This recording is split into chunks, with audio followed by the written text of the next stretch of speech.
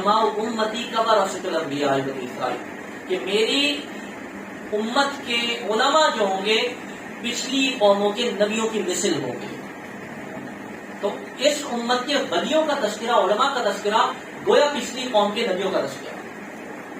حدیث میں ہے نا کہ میری امت کے علماء بنی اسرائیل کے انبیاء کی مثل ہیں. اب کوئی سوال اٹھا لے خامہ خواہ کہ موسیٰ علیہ السلام کا تذکرہ کیوں کرتے ہیں، آپ عیسیٰ علیہ السلام کا تذکرہ کیوں کرتے ہیں، ابراہیم علیہ السلام کا تذکرہ کیوں کرتے ہیں، نوح علیہ السلام کا تذکرہ کیوں کرتے ہیں؟ اس لیے کہ وہ اللہ کے نبی ہیں، ان کا نام لینا بھی اجر کا باعث ہے، ان کا نام لینا بھی برکت کا باعث ہے. بالکل اسی طرح سے حدیث میں اللہ کے محبوب نے ارشاد فرما دیا کہ میری امت کے جو علماء اولیاء ہوں گے بنی اسرائیل کے انبیاء کی مثل ہوں گے. جس طرح ان کا نام لینے سے اللہ تعالیٰ کی رحمتوں کا نزول فرماتا ہے، اسی طرح میری امت کے نیک لوگوں کا تذکرہ ہوگا تو بھی اللہ کی رحمتوں کا نزول ہوگا، کیونکہ بنی اسرائیل کے انبیاء کی مثل ہے. بھائی کیوں ہے وہ مثل؟ اب سوال یہ پیدا ہوگا وہ کیوں مثل ہے انبیاء؟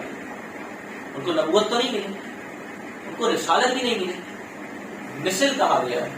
تو کیا ہے ان کے پاس ایسی چیز جس وجہ سے ولی کو نبی کا مثل کہا جائے؟ اب سوال یہ ذہن میں آئے گا کہ نبی آتا کیوں ہے، نبی کا اپنا کام کیا ہے؟ یہ جب ڈیفائن ہو جائے گا تو معلوم چل جائے گا ولی کو نبی کی مثل یا عالم کو نبی کی مثل کیوں کہتے ہیں. کوئی بھی نبی دنیا کے اندر اس لیے نہیں آیا کہ وہ آپ کو زمین کے خزانے دے دے. نبی آپ کو دنیا کے فن سکھانے کے لیے نہیں آتا کہ آپ نے کاروبار کس طرح سے کرنا ہے، آپ نے جو ہے فیشن کس طرح سے کرنا ہے، گھر کیسے تعمیر کرنا ہے. بیسک مقصد نبی کا یہ نہیں ہوتا.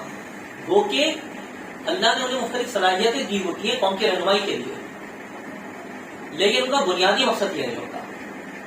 نبی کا بنیادی مقصد یہ ہوتا ہے اللہ کا جو علم ہے وہ اپنے ساتھ لے کر آتا ہے، اس علم سے لوگوں کو آشنا کرتا ہے. اور علم کی جو تعریف ہے، علم ایک ایسا آلہ ہے جس سے خدا کو پہچانا جا سکے.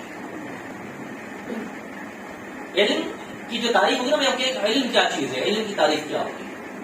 تو علم ایک ایسی شے کو کہا جاتا ہے جس سے علیم کی پہچان ہو، علیم اللہ. تو اگر کوئی علم آپ کو اللہ تک لے جائے تو وہ علم کہلائے گا، اگر کوئی چیز آپ کو اللہ سے دور کر دے وہ علم نہیں کہلائے گا. اب اگر کوئی قرآن پڑھ کے گمراہ ہوتا ہے تو وہ اسی لیے قرآن نے کہا کہ قرآن بعض کو لعنت کرتا ہے، کیونکہ وہ اس کے لیے علم نہیں ہے، وہ اسی قرآن سے اپنی مرضی کی باتیں نکال رہا ہے، لہٰذا وہ علم نہیں ہے، وہ خدا سے دور جا رہا ہے. اسی طرح سے کوئی نماز پڑھ رہا ہے، قرآن پڑھ رہا ہے، محفل کر رہا ہے، وہ اللہ کے لیے نہیں کر رہا، کسی اور مقاصد کے لیے، دنیا کے فوائد کے لیے، دنیا کو دکھانے کے لیے، تو یہ شرک خفی کر رہا ہے. تو یہ نیکی اس کے لیے وبال بن جائے گی، فائدہ مند نہیں ہوگی.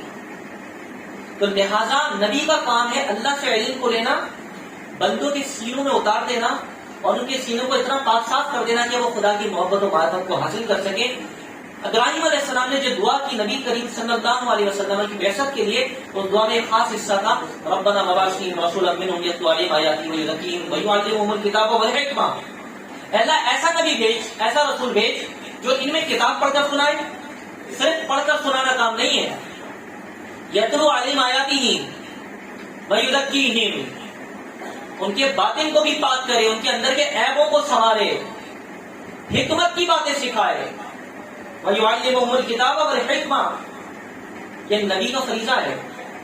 اب نبی علیہ السلام نے فرمایا کہ میرے بعد نبی کوئی نہیں آئے گا، میرا نائب آئے گا. نائب وہ ہوتا ہے نا جس میں آقا کی صفات پائی جائیں.